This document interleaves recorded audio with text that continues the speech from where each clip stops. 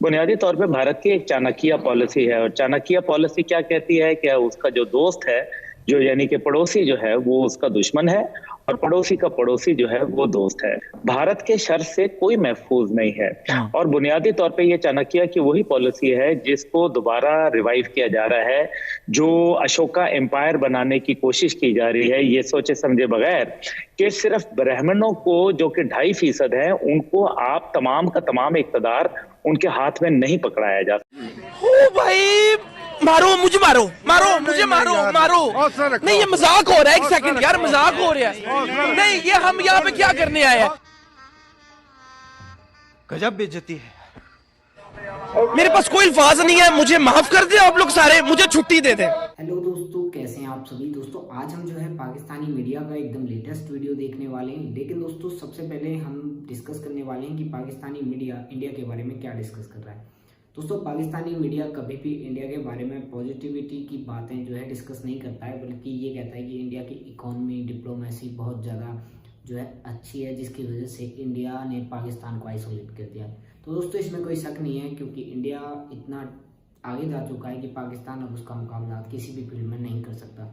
तो दोस्तों चलिए वीडियो देख लेते हैं। वीडियो देखने के बाद बाकी सारी बातों पर डिस्कस करेंगे। चलिए शुरू करते हैं। जरा जानना चाहूंगा कि भारत जो अंदरूनी तौर पर मसाइल का शिकार है, इसकी वजह से खित्ते का अमन दांव पर लग सकता है? मोदी सरकार से कुछ भी बाइद नहीं है। अमन तो हमेशा से भारत की वजह से दांव पे लगा था। बुनियादी तौर पे भारत की एक चाणक्य पॉलिसी है और चाणक्य पॉलिसी क्या कहती है कि उसका जो दोस्त है, जो यानी कि पड़ोसी जो है वो उसका दुश्मन है और पड़ोसी का पड़ोसी जो है वो दोस्त है। अब आप बांग्लादेश के हवाले से देख लें, आप भूटान के हवाले से देख लें, आप नेपाल के हवाले से, चीन के हवाले से, पाकिस्तान के, श्रीलंका के, भारत के शर से कोई महफूज नहीं है। और बुनियादी तौर पे ये चाणक्य की वही पॉलिसी है जिसको दोबारा रिवाइव किया जा रहा है।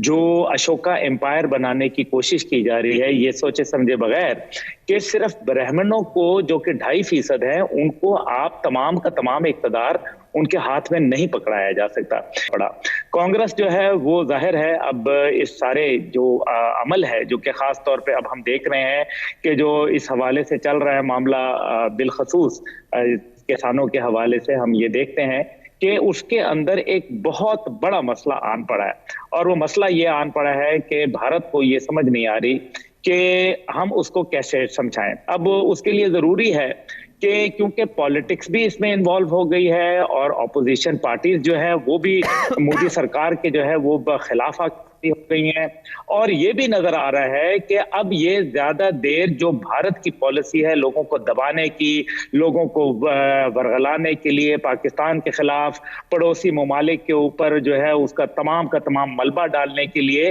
ये ज्यादा देर कामयाब नहीं होगी। सिटीजनशिप अमेंडमेंट एक्ट जो था उसके बाद से भारत का जो एक चेहरा था वो बुरी तरीके से सामने आना शुरू हो गया। नतीजा ये निकला कि भारत जो कि किसी टाइम पे अपने आप को राइजिंग और शाइनिंग इंडिया कहता था और उसकी बुनियाद जो थी भारत की वो ये थी कि हम जो है वो तो मईशत के ऊपर जोर दे रहे हैं, वो मईशत भी जो है वो आहिस्ता आहिस्ता ज़बूं हाली का शिकार हो पड़ी है। चीन के साथ मुखासमत जो है वो भारत को सिर्फ उसका एक अंदर का जो अपना हैवान था वो भी जाग पड़ा, लेकिन जो अक़वाम आलम ने उसका कमर को ठोका और खास तौर पे अमेरिका ने जो माजी के अंदर ओबामा को देख लें तो वो भी 68 दिफाई मुआहदात जो थे वो भारत को दे के चले गए और फिर ट्रंप साहब ने जो है वो भी उनको बहुत नवाजा और अब बाइडन साहब ने आते ही भारत के ऊपर अपनी नवाजात की बारिश कर दी और 174 F-15 SE जहाज जो है वो भी उनको देने का ऐलान कर दिया। इसका मतलब यह है कि हमें वाज़े नजर आ रहा है कि जो तवाज़ुन है इस खित्ते का वो बुरी तरीके से मजरूह हो रहा है और बहरहाल पाकिस्तान जो एक अब्दुल्ला गुल साहब वो आरएसएस और अभी जिस तरह से खित्ते के तवाज़ुन पर भी आपने बात की, तो क्या आलमी दुनिया को जो दीगर ताकतें हैं उनको ये भारत का जो फेस है, जो मोदी फेस है, वो नजर नहीं आता या नजर आ चुका है और डेलिबरेटली वो खामोश हैं? बिल्कुल डेलिबरेटली खामोश हैं। ये डेलिबरेट इसलिए हो रहा है क्योंकि उनको चाइना के सामने जो है एक पावर को खड़ा करना है। वो पाकिस्तान तो हो नहीं सकती, श्रीलंका बहुत छोटा है, नेपाल के अंदर इतनी सख्त नहीं है। भारत का हमेशा से अज़ाइम जो थे वो इस पूरे रीजन के अंदर उनको एक पुलिसमैन का किरदार चाहिए था जो इस खित्ते को डोमिनेट करे।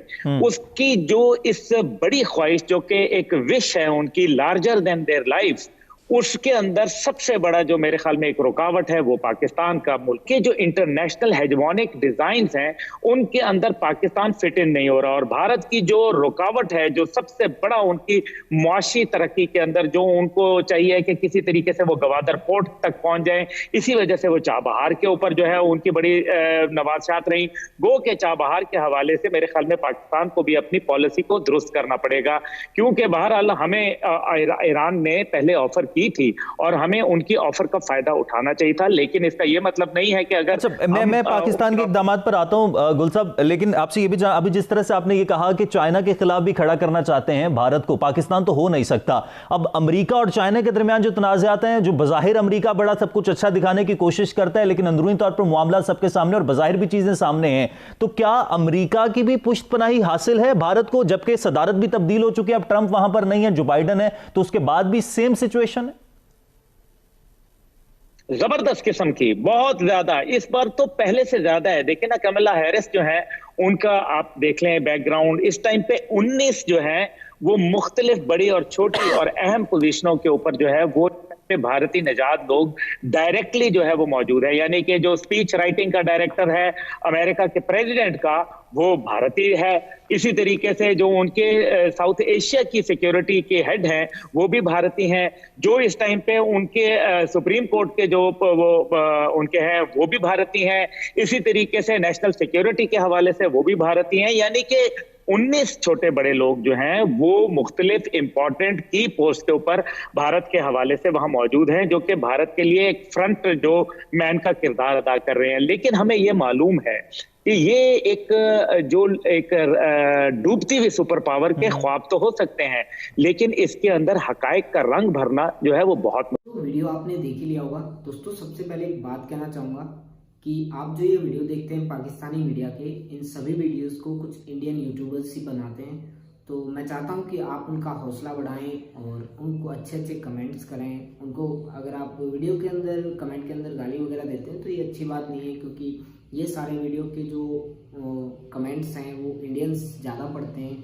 तो मैं आपसे रिक्वेस्ट करूंगा कि कोई भी गंदा कमेंट ना करें और साथ ही उन लोगों का हौसला बढ़ाएं जो इस तरह की वीडियो बनाते हैं, क्योंकि बहुत सारे इंडियंस इस तरह की वीडियो बनाते हैं।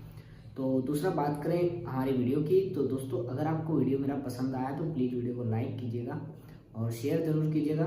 और अगर अभी तक आपने चैनल को सब्सक्राइब नहीं किया है तो प्लीज़ चैनल को सब्सक्राइब कर लीजिए, क्योंकि ऐसे ही मज़ेदार और इंटरेस्टिंग वीडियो मैं आपके लिए लाता रहूँगा।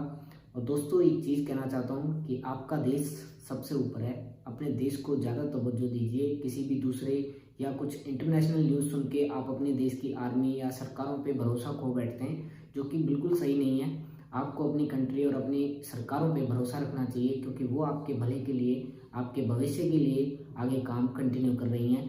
तो मिलता हूँ अगले वीडियो में कुछ ऐसे ही मज़ेदार और इंटरेस्टिंग वीडियो के साथ। तब तक के लिए थैंक यू।